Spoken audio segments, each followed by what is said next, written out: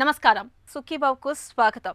ఈరోజు సుఖీబావులో నెలసరి గాడి తప్పిందా, బేబీ బ్లూస్, నిర్లక్ష్యం వద్దు, ఎదిగే పిల్లలకు ఏం పెట్టాలి, కంట్లో శుక్లం, సర్జరీనే మార్గం, ఇంకా హెల్త్ టిప్. ఋతుచక్రం మొదలైన కొత్తల్లో నెలసరి గాడి తప్పి రావడం అనేది మామూలే.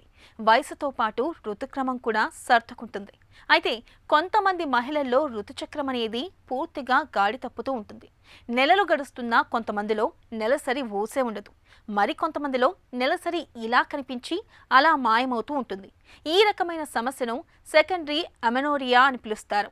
మహిళల్ని ఎంతగానో చికాకు పెట్టి ఈ నెలసరి సమస్యకు మన సంప్రదాయ వైద్యం ఆయుర్వేదం చెబుతున్న చికిత్సలు, పరిష్కార మార్గాల గురించి ఇప్పుడు తెలుసుకుందాం.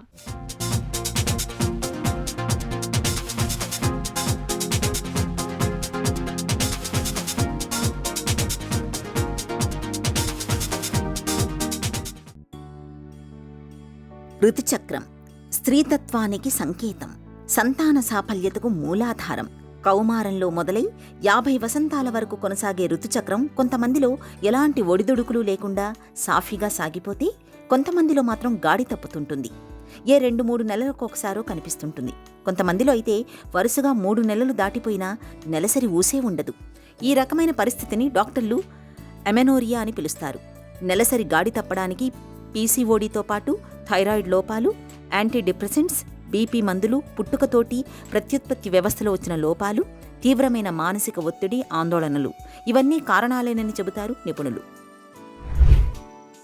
ఆయుర్వేదంలో సెకండరీ అమెనోరియా అనే సమస్యని నష్టార్థమంగా చెప్పడం జరిగింది. అంటే సెకండరీ అమెనోరియా అనేది ఏంటంటే కొన్నాళ్ళు పోయాక, అంటే వాళ్ళకి వస్తుంది ఇంటర్మీడియట్ లెవెల్కు, వాళ్ళకి 18-19 ఇయర్స్ వరకు వచ్చిపోతుంటుంది. కొంతమందికి అప్పుడప్పుడు రావడం అది జరుగుతూ ఉంటుంది. కొంతమందికి ఏమవుతుందంటే సక్రమంగా వచ్చినప్పటికీ సడన్గా ఆగిపోతుంది. దానికి చాలా రకాలైన కారణాలు ఉంటాయి. ఎందుకంటే బ్రెయిన్లో పిట్యూటరీ గ్రంథి ఒకటి, అలాగే ఇతరత్ర పిట్యూటరీ గ్రంథితోటి లింక్ అయిన హార్మోన్స్ అన్నీ కూడా కొన్ని సందర్భాల్లో ఏమిటంటే వాటికి ఏదో కారణం చేత, అంటే అక్కడ ఏదైనా ఆర్గన్లో ఏదైనా డెవలప్మెంట్స్ అవడమా, లేకపోతే కింద యూట్రస్లో తేడా రావడమా, యూట్రస్లో ఏదైనా ఎండోమెట్రియంలో మార్పులు రావడమా, లేకపోతే ఈస్ట్రోజన్ హార్మోనే బాగా తగ్గిపోవడమా, లేకపోతే ఓవరీస్ ఫంక్షనింగ్ తేడా రావడమా, ఏదైనా ఒక కారణం ఉండొచ్చు. అన్ని హార్మోన్స్ కూడా డిస్టర్బ్ అవ్వడం జరుగుతుంటుంది. ముఖ్యంగా వీళ్ళకి ఫస్ట్ మానసిక ఒత్తిడి తగ్గించేందుకు చూడాలి. ఎందువల్ల అంటే మానసిక ఒత్తిడి కూడా హార్మోన్స్ మీద ఎఫెక్ట్ చూపిస్తుంది. తప్పనిసరి వ్యాయామం లాంటివి చేయడం ద్వారా వాళ్ళకి కొంతవరకు ఉపయోగపడుతుంది. ఇది కాకుండా కొంతమందికి విటమిన్ డెఫిషియన్సీ అనేది ఏర్పడుతుంది. D vitamin deficiency, B12 deficiency, B1 deficiency, B6, B3 ఇవన్నీ కూడా కాస్త మైన్యూట్ లెవెల్స్లో కూడా మార్పు వచ్చినప్పుడు, తగ్గినప్పుడు కూడా వీళ్ళకి ఈ సమస్య అనేది చూస్తున్నాం. కాబట్టి ఆహారంలో ఎక్కువ ఆకుకూరలు లాంటివి అధికంగా తీసుకోవడము, కూరగాయలు లాంటివి తీసుకోవడం, అలాగే పళ్ళు లాంటివి తీసుకోవడం చేయడం ద్వారా కొంతవరకు ఉపయోగపడుతుంది. అదేవిధంగా మిల్లెట్స్ లాంటివి, అంటే బియ్యం లాంటివి, అంటే వైట్ రైస్ లాంటివి తగ్గించి బ్రౌన్ రైస్ లాంటివి, మిల్లెట్స్ లాంటివి తీసుకుంటే వీళ్ళకి హార్మోన్స్కి అవి సహాయపడుతూ ఉంటాయి. అలాగే ఫైబర్స్ అధికంగా ఉంటాయి కాబట్టి వీళ్ళకి బాడీలో సిస్టమ్ ప్రాబ్లమ్స్ రాకుండా హెల్ప్ చేస్తూ ఉంటాయి. రజస్వల అయిన తర్వాత అమ్మాయికి నెలనెలా పీరియడ్స్ రావడం లేదని చాలామంది తల్లులు డాక్టర్లకు చెప్తుంటారు. నిజానికి ఇది ఋతుచక్రం మొదలైన కొత్తలో అమ్మాయిలందరిలోనూ కనిపించే సమస్యే. 1-2 ఏళ్లలోనే అమ్మాయిల్లో నెలసరి క్రమంగా గాడిలో పడుతుంది. అయితే ఏళ్లు గడుస్తున్నా నెలసరి కనిపించకపోతే, ఏ 3-4 నెలల్లో కనిపిస్తుంటే మాత్రం సమస్యగా గుర్తించాలి. కొంతమందిలో నెలసరి వస్తున్నప్పటికీ ఋతుస్రావం చాలా చాలా తక్కువగా ఉంటుంది. మరికొంతమందికి ఒకసారి నెలసరి కనిపిస్తే మళ్లీ 6-7 నెలల వరకు ఆ ఊసే ఉండదు. ఇలాంటి పరిస్థితుల్లో జీవనశైలి, ఆహార విహారాల్లో కొన్ని ప్రత్యేకమైన జాగ్రత్తలు తీసుకోవాలని చెబుతుంది ఆయుర్వేదం. రోజువారీ ఆహారంలో కరివేపాకు, నువ్వులు, శొంఠి, ఇంగువల్ని ఎక్కువగా తీసుకోవాలి. ఘాటైన మసాలా ద్రవ్యాలను అధికంగా తీసుకోవటం మేలు చేస్తుంది. నిత్యం వక్రాసనం సాధన చేయడం, స్కిప్పింగ్, ఈత వంటి వ్యాయామాలు గర్భాశయం పైన ఒత్తిడి కలిగించి నెలసరి సాఫీగా జరిగేందుకు దోహదం చేస్తాయి. చిట్కాల విషయానికి వచ్చేసరికి మందారం అనేది మనకి ఇళ్లలో దొరుకుతూనే ఉంటుంది. రెక్క మందారం, దీన్ని తీసుకొచ్చి మీరు మంచి నెయ్యి, 1 చెంచాడు కానీ 2 చెంచాడు నెయ్యి ఒక బౌల్లో వేసి దాంట్లో ఈ రెక్క మందారాన్ని శుభ్రం చేసి, పురుగు అవి ఉంటాయి ఒక్కొక్కసారి, అవి శుభ్రంగా కడిగేసి వాటిని అందులో వేసి దాన్ని వేయించేసి దాన్ని గట్టిగా ముద్దలా చేసినప్పుడు దాన్ని బయటికి తీసి దాంట్లో పంచదార వేసి అది తీసుకుంటే కనుక చాలా బాగా పనిచేస్తుంది. ఎందుకంటే ఇది హార్మోన్స్కే ప్లస్ ఫోలిక్ యాసిడ్స్, ఇనుము అనే ఖనిజము, అలాగే బీటా కెరటిన్స్ అధికంగా ఉంటాయి ఇందులో. ఇది ఇవ్వడం ద్వారా కూడా వీళ్ళకి మంచి గుణం ఉంటుంది. ఇది కాకుండా ఏంటంటే ముసాంబ్రము అంటాం మనం. అంటే ఏంటి, కలబంద. ప్రతిరోజు కలబంద గుజ్జు, ఒక బాగా కడిగేసిన మధ్యలో గుజ్జు ఉంటుంది, గట్టి పదార్థము. దానిని మీరు ప్రతిరోజు ఒక అర చెంచాడు పొద్దున్న, అర చెంచాడు సాయంత్రం కనుక తీసుకుంటే ఈ యొక్క హార్మోన్ ఇంబ్యాలెన్స్ ఏదైతే ఉంటుందో అది చాలా బాగా సెట్ అవుతుంది. ఇది కాకుండా కాంచనార అనేది ఒక ఔషధం దొరుకుతుంది. అంటే పువ్వులు దొరుకుతాయి, కాంచనార యొక్క పువ్వులు. ఆ పువ్వులను తీసుకొచ్చి కషాయంగా కాచి తీసుకుంటే కూడా చాలా బాగా పనిచేస్తుంది. ఇవన్నీ కాకపోతే మన ఇళ్లలో ఇంగువ అనేది దొరుకుతూ ఉంటుంది. ఇంగువని శనగ గింజంత ప్రతిరోజు పాత బెల్లం, దాంట్లో ఒక అర చెంచాడు నెయ్యి, అంటే ఒక శనగ గింజంత ఇంగువ ప్లస్ పాత బెల్లం ఒక అర చెంచాడు ప్లస్ ఒక అర చెంచాడు తేనె అన్నీ కలిపేసి ఒక ఉండలాగా చేసి ప్రతిరోజు తీసుకుంటే కనుక ఒక 15-20 రోజులు పొద్దున్న సాయంత్రం చొప్పున తీసుకుంటే కూడా చాలా బాగా పనిచేస్తుంది. చికిత్స విషయానికి వచ్చేసరికి ఆ యొక్క సమస్యను బట్టి చికిత్స చేయవలసిన అవసరం ఉంటుంది. ముఖ్యంగా కొంతమందికి పీసీఓడి ఉంటే ఐరెగ్యులారిటీ ఏంటి అని చూసి దానికి మందులు ఇవ్వాల్సిన అవసరం. కొంతమందికి హెవీ బ్లీడింగ్ అయిపోయి అసలు 2-3 నెలలు రాకపోవడం అని జరుగుతూ ఉంటుంది. అప్పుడు కూడా యాంటిసిపేట్ చేసి దాని ప్రకారం చికిత్స చేయవలసింది. అంటే దీంట్లో లోద్రా అని, సారీబా అని, అశోక అని, శతావరి అని, బబ్బులు అని చాలా రకాలైన ఔషధాలు, గుగ్గులు యోగాలు లాంటివి వాళ్ళ యొక్క శరీర పరిస్థితిని బట్టి ఏ విధంగా తీసుకోవాలని డాక్టర్తో డిస్కస్ చేసి ట్రీట్మెంట్ తీసుకుంటే కనుక చాలా మంచి గుణం ఉంటుంది. చాలా మంచి ఔషధాలు కూడా ఉన్నాయి. నెలసరి రాని పరిస్థితులు ఎదురైనప్పుడు ఒంట్లో వేడి పెరగడానికి, హార్మోన్ల ఉత్పత్తి చక్కగా ఉండేందుకు వీలుగా తగిన జాగ్రత్తలు తీసుకోవాలి. నువ్వులు, బెల్లం, ఖర్జూరాలు, ఎండు కొబ్బరి వీటిని పొడి కొట్టి ఉండలాగా చేసుకుని తినడం మంచిది. ఈ ఉండలకు పిప్పళ్ళు, మిరియాలను కలుపుకొని తినడం మేలు చేస్తుంది.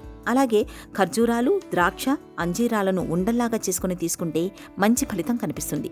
ఇంగువని బెల్లంతో కలిపి కానీ, అన్నం మొదటి ముద్దలో కానీ కలిపి తినడాన్ని అలవాటుగా చేసుకుంటే నెలసరిలో సమస్యలు చాలా వరకు తగ్గుతాయి. చిత్రకము అనే మూలికను పొడిగా చేసుకుని తేనెతో కానీ, పాలతో కానీ తీసుకుంటే నెలసరులు సర్దుకుంటాయి. కొద్దిగా పసుపు, మిరియాలు, సొంఠిని సమభాగాలుగా తీసుకుని తేనెలో కలిపి ప్రతిరోజు పొద్దున్న సాయంత్రం అర చెంచాడు తీసుకుంటే మంచి ఫలితం ఉంటుంది. ఇక ఔషధాల విషయానికొస్తే రజ ప్రవర్ధని వటి, ప్రద్రాంతకరస్, ప్రదిరాదిరస్, ప్రదిరాది లోహం, లోహ భస్మం, మండూర భస్మం, అశోక, శతావరి వంటివి నెలసరి చిక్కులకు బాగా పనిచేస్తాయి. హెల్త్ న్యూస్ మీకోసం.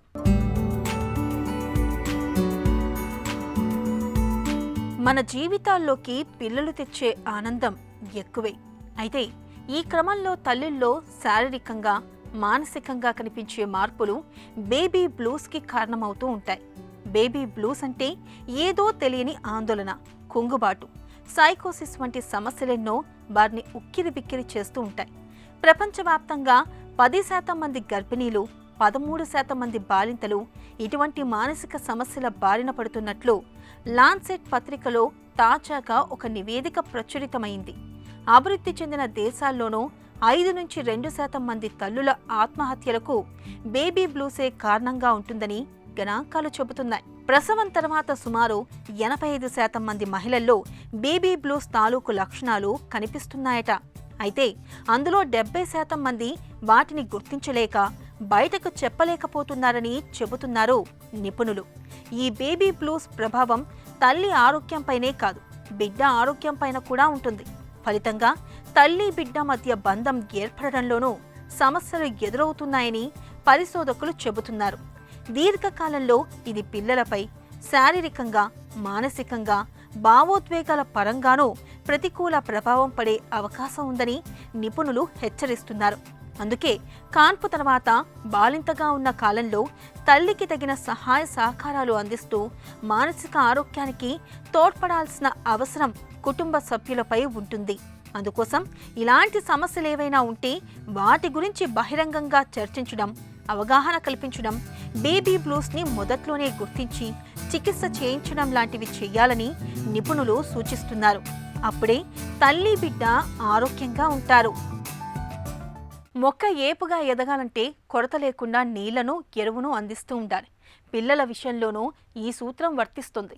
ఎదిగే వయసులోని పిల్లలకు బొజ్జ నింపడంతో పాటు వారికి అవసరమైన అన్ని రకాల పోషకాలు అందేలా చూడాలి.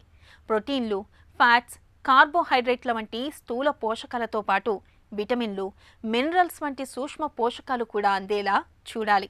ఉదయం బ్రేక్ఫాస్ట్ మొదలుకొని రాత్రి డిన్నర్ వరకు పిల్లలకు అందించే ఆహారాలు ఎలా ఉండాలో, పిల్లల రోజువారీ ఆహారం విషయంలో ఎలాంటి జాగ్రత్తలు తీసుకోవాలో ఇప్పుడు తెలుసుకుందాం.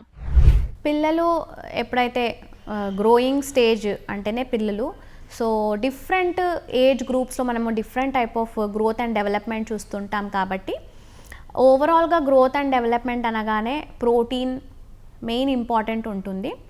సో ఇన్ఫెంట్స్లో కానివ్వండి, like 1 to 3 years age toddlers, infants, school going children, even టీనేజర్స్లో కూడా ఈ ప్రోటీన్ అనేది మనకు చాలా వరకు అవసరం ఉంటుంది.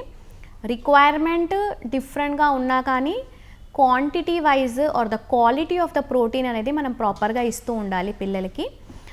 వెజిటేరియన్ ఉంటే గనక ఈ పప్పులు, చిరుధాన్యాలు లాంటివి, మిల్లెట్స్ లాంటివి ఇంక్లూడ్ చేసుకుంటే మనకు చాలా వరకు ప్రోటీన్ అనేది మన బాడీకి అందుతుంది. ఈవెన్ నట్స్లో కూడా, నట్స్ అండ్ సీడ్స్లో కూడా మనకు మంచి ప్రోటీన్ కంటెంట్ ఉంటుంది. బాదం పప్పు కానివ్వండి, కాజు కానివ్వండి, అక్రోట్ ఇలాంటి వాటితో పాటు ఈవెన్ ఎగ్స్ మంచి ప్రోటీన్ గల ఫుడ్ కాబట్టి ఎగ్ కూడా రెగ్యులర్ బేసిస్లో ఇంక్లూడ్ చేసుకుంటూ వారానికి 1-2 సార్లు నాన్ వెజ్ తీసుకుంటే కనుక మనం ప్రోటీన్ని చాలా బాగా అందించవచ్చు.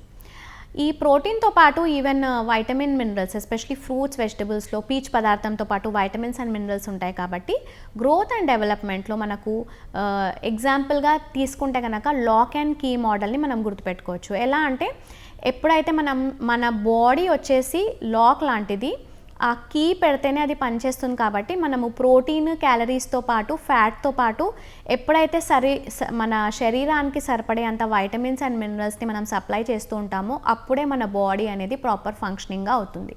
సో వైటమిన్స్, మినరల్స్ వెళ్ళాలి అంటే కంపల్సరీగా fruits, vegetables, nuts and oil seeds ఇలాంటివి ఇంక్లూడ్ చేసుకుంటే కనుక ఓవరాల్గా గ్రోత్ అండ్ డెవలప్మెంట్కి చాలా వరకు ఉపయోగపడుతుంది. ఈవెన్ మిల్లెట్స్ కూడా దోశలాగా వేసి ఇవ్వడము, ఆర్ ఎల్స్ జావలాగా కాచివ్వడం ఇలాంటివి చేస్తే కనుక మంచి ప్రాపర్ న్యూట్రిషన్ అందించడం వల్ల గ్రోత్ అండ్ డెవలప్మెంట్ కూడా మనం చాలా వరకు చూసుకోవచ్చు పిల్లలు. మన ఇంట్లో అద్దాన్ని శుభ్రం చేయకుండా పట్టించుకోకపోతే కొన్నాళ్ళకది మొప్పు పట్టి మసకబారిపోతుంది. ఇలాంటప్పుడు అద్దంలో మనకేది స్పష్టంగా కనిపించదు. మన కంట్లోని కటకం కూడా అద్దం లాంటిదే. పారదర్శకంగా ఉండాల్సిన కటకం ముదిరిపోయినప్పుడు, మబ్బుగా మారినప్పుడు మన చూపు మందగించిపోతుంది. కంట్లో శుక్లం మొదలైనప్పుడు కటకం క్రమంగా ముదిరిపోతూ చివరికి ఎండు కొబ్బరి ముక్కలా మారి మన చూపుకు గెసరు పెడుతుంది. కంట్లో శుక్లాన్ని క్యాట్రాక్ట్ అని వాడుకలో పువ్వు పూసిందని పిలుస్తారు. చూపును కబలించే కంట్లో శుక్లం గురించి డాక్టర్ని అడిగి ఇప్పుడు తెలుసుకుందాం.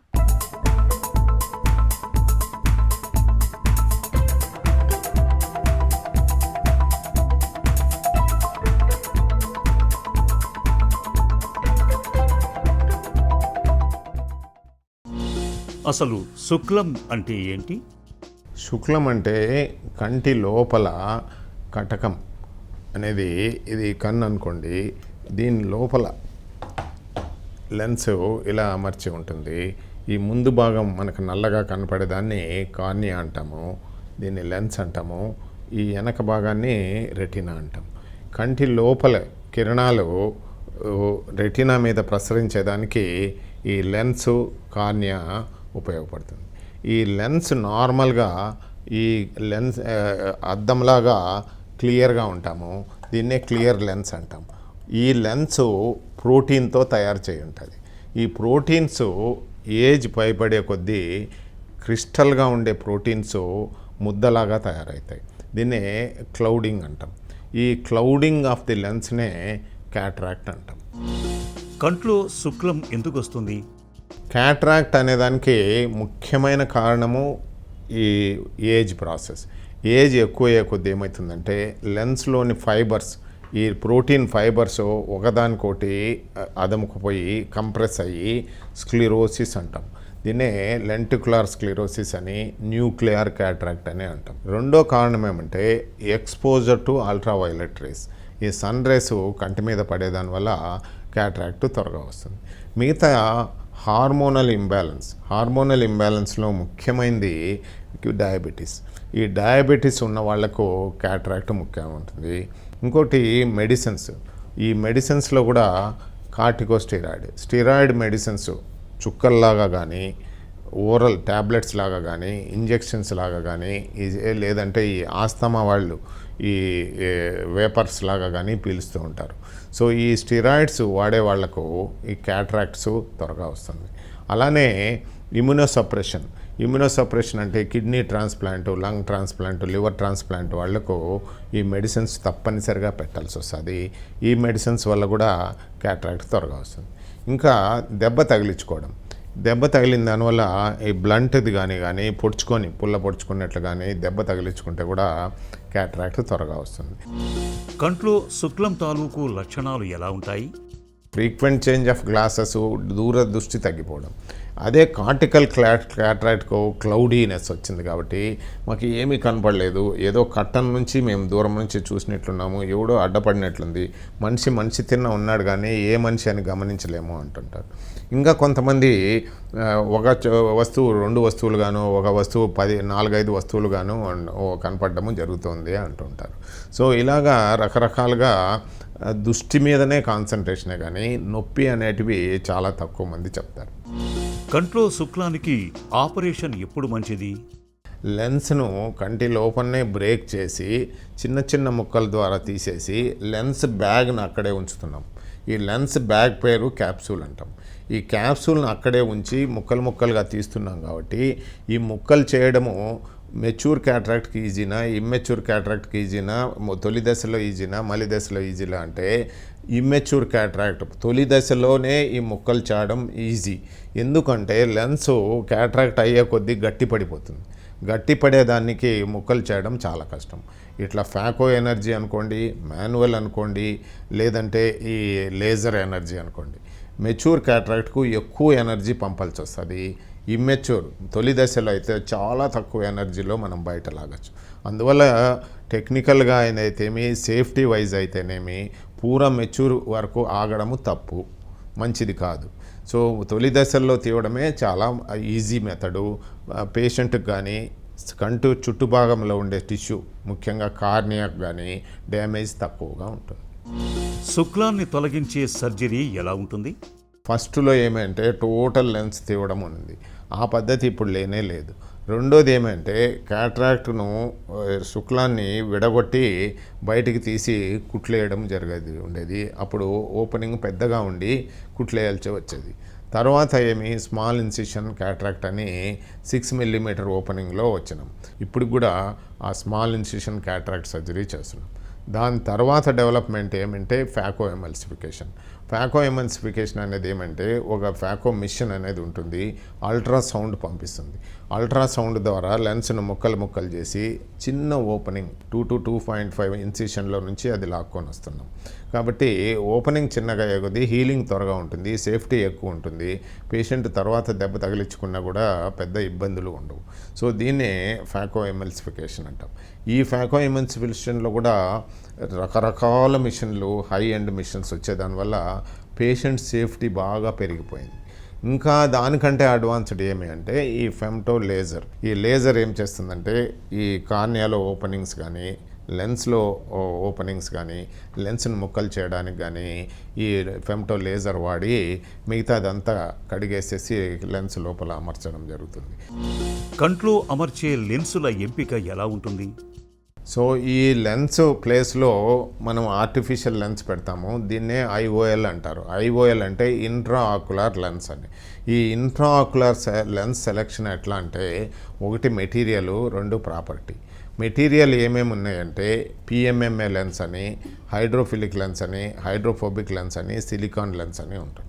సో సిలికాన్ లెన్స్ అనేది అవుట్డేటెడ్, ఇప్పుడు వాడడం లేదు. ఈ అక్రిలిక్ లెన్సెస్లో 2 రకాలు ఉన్నాయి.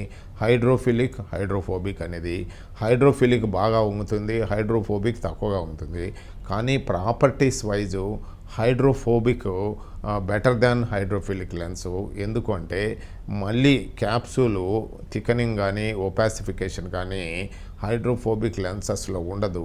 వెరాజ్ హైడ్రోఫిలిక్ లెన్సెస్లో మళ్ళీ థిక్కనింగ్ వచ్చి పేషెంట్కు మళ్ళీ మసక బారడము, తర్వాత మళ్ళీ లేజర్ చేసే అవసరము ఉంటుంది. కాబట్టి ఉన్న దాంట్లో ఇప్పుడు చాలా ట్రెండ్ ఏమంటే అన్నీ కూడా హైడ్రోఫోబిక్ లెన్సెస్ వాడుతున్నాం, హైడ్రోఫోబిక్ అక్రిలిక్ లెన్స్. ఈ ప్రాపర్టీ వైజు ఇంట్రాఆకులర్ లెన్సెస్ ఎన్ని రకాలంటే monofocal, multifocal, EDOF extended depth lenses, toric lenses. ఇప్పుడు మోనోఫోకల్ ఎవరికి అంటే డిస్టెన్స్ ఎక్కువ అవసరము.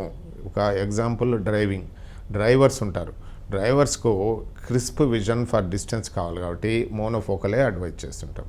వెరాజ్ కంప్యూటర్ ప్రొఫెషనల్స్ రూము వైజ్ అవసరం ఉండే వాళ్ళకు ఎక్స్టెండెడ్ డెప్త్ లెన్సెస్ బెటర్ ఉంటాయి. వెరాజ్ ఓల్డ్ పీపుల్ మేము అద్దాలు మళ్ళీ పెట్టుకోము, అద్దాలు మెయింటైన్ చేయలేము అనే వాళ్ళకు ఈ ట్రైఫోకల్ లెన్సెస్ పెడుతుంటాము. వీళ్ళకు మాత్రము డ్రైవింగ్ వద్దు, నైట్ డ్రైవింగ్ వద్దు అని చెప్తుంటాము. The quality of vision with multifocal will come down to 90% instead of 100%. So ఇవన్నీ ఎక్స్ప్లెయిన్ చేసి పేషెంట్ సైకాలజీని బట్టి, పేషెంట్స్ నీడ్ని బట్టి ఈ 3 రకాల లెన్సులు మనం వాడుకుంటుంటాం. కంట్లో శుక్లానికి ఇవాళ సర్జరీ అనేది ఒక అత్యుత్తమమైన పరిష్కారం. ఒకప్పటిలా కంట్లో శుక్లాలకు అద్దాలు వాడుకుంటూ సరిగ్గా చూపు కనిపించక ఆపసోపాలు పడాల్సిన అవసరం ఇప్పుడు ఎంత మాత్రం లేదు. సర్జరీ, లేజర్ చికిత్సల సాయంతో తక్కువ ఘాటు, ఖచ్చితత్వంతో సర్జరీ చేసి కంటి చూపును పూర్తిగా తిరిగి రప్పించే సౌలభ్యం ఇవాళ మనకు అందుబాటులో ఉంది. ఇక ఈ రోజు కార్యక్రమాన్ని ముగించే ముందు ఒక చిన్న చిట్కా మీకోసం. చర్మంపై తామర ఎంతకీ తగ్గకుండా మొండిగా మారి వేధిస్తున్నప్పుడు కరక్కాయను మెత్తగా నూరి ఆ లేపనాన్ని నిత్యం చర్మంపై పూతగా పట్టిస్తూ ఉండండి. మొండి తామర త్వరగా తగ్గుముఖం పడుతుంది.